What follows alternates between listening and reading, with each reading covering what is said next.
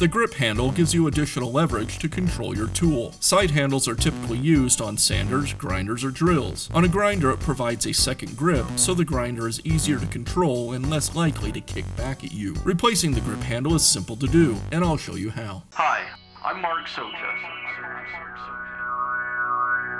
Do-it-yourself repairs like these are easier than you might think.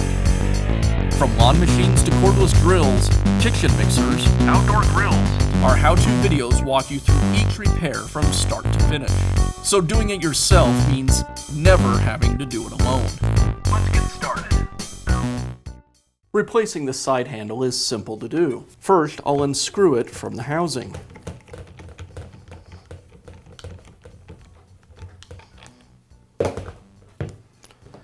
And now I can install the new side handle.